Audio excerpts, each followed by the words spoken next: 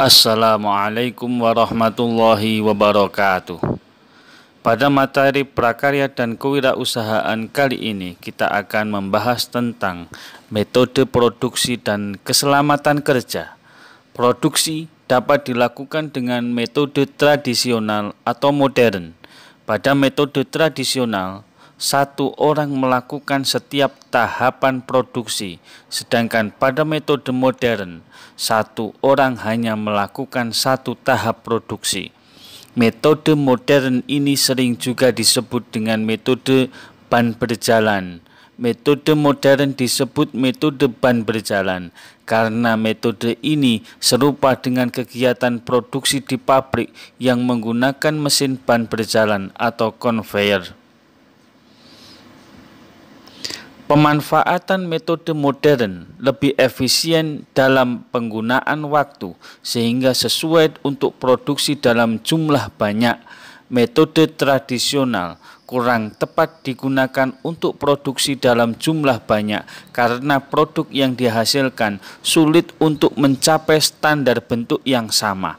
Setiap orang memiliki cara yang berbeda dalam membuat produk sehingga detail bentuk produk yang dihasilkan akan berbeda pula. Pemanfaatan metode produksi dan pengaturan alur produksi mempengaruhi kualitas produk dan kelancaran produk. Kelancaran produksi juga ditentukan oleh cara kerja yang memperhatikan K3, kesehatan dan keselamatan kerja. Upaya menjaga kesehatan dan keselamatan kerja dibuat berdasarkan bahan, alat, dan proses produksi yang digunakan. Proses pembahanan dan pembentukan material solid seringkali menghasilkan sisa potongan atau debu yang dapat melukai bagian tubuh pekerjanya. Maka dibutuhkan alat keselamatan kerja berupa kacamata pelindung dan masker. Pada proses pembahanan dan finishing, apabila menggunakan bahan kimia yang dapat berbahaya bagi kulit dan pernapasan, maka pekerja harus menggunakan sarung tangan dan masker. Selain alat keselamatan kerja yang tak kalah penting adalah sikap kerja yang rapi, hati-hati, teliti, dan penuh konsentrasi. Sikap tersebut akan mendukung kesehatan dan keselamatan kerja.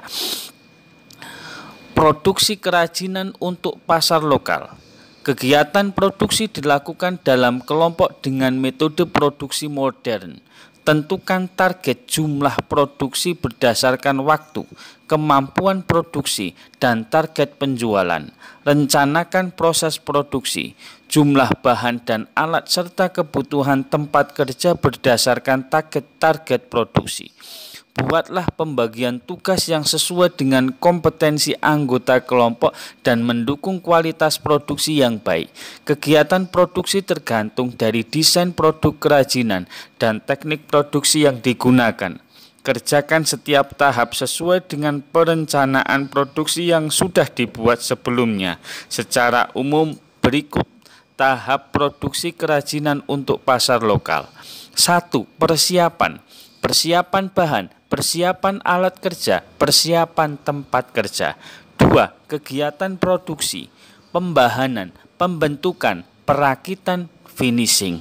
3. Pasca produksi, pemeriksaan kualitas, quality control, pengemasan, perapihan bahan alat dan tempat kerja, persiapan penjualan, dan penjualan. Materi selanjutnya yaitu kemasan sebagai bagian penting kerajinan untuk pasar lokal. Kemasan produk kerajinan berfungsi untuk melindungi produk dari benturan dan cuaca, serta memberikan kemudahan membawa. Kemasan juga berfungsi untuk menambah daya tarik dan sebagai identitas atau brand dari produk tersebut. Fungsi kemasan didukung oleh pemilihan material, bentuk warna, teks, dan grafis yang tepat.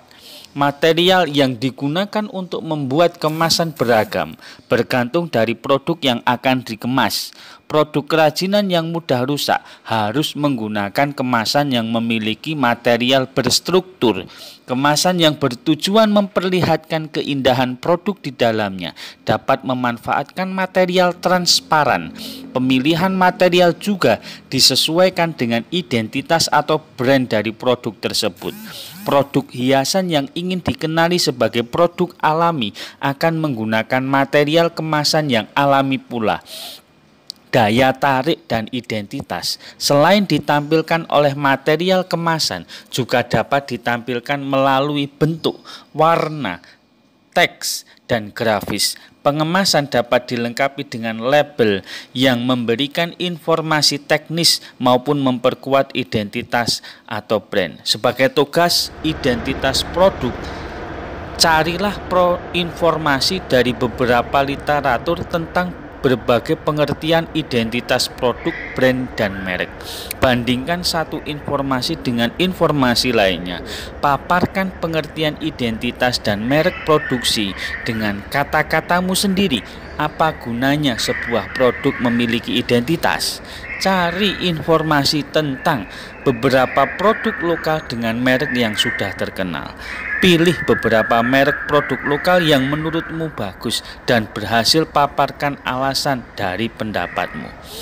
Kemasan produk kerajinan berfungsi melindungi produk dari debu dan kotoran, serta memberikan kemudahan distribusi. Kemasan yang melekat pada produk disebut sebagai kemasan primer. Kemasan sekunder berisi beberapa kemasan primer yang berisi produk. Kemasan untuk distribusi disebut kemasan tersier. Kemasan primer produk melindungi produk dari benturan dan kotoran, serta berfungsi menampilkan daya tarik dari produk kerajinan, serta memberikan kemudahan untuk distribusi dari tempat produksi ke tempat penjualan. Perlindungan bisa diperoleh dari kemasan tersier yang membuat kemasan beragam, bergantung dari produk yang akan dikemas. Kemasan produk kerajinan sebaiknya memberikan identitas atau brand dari produk tersebut atau dari produsennya.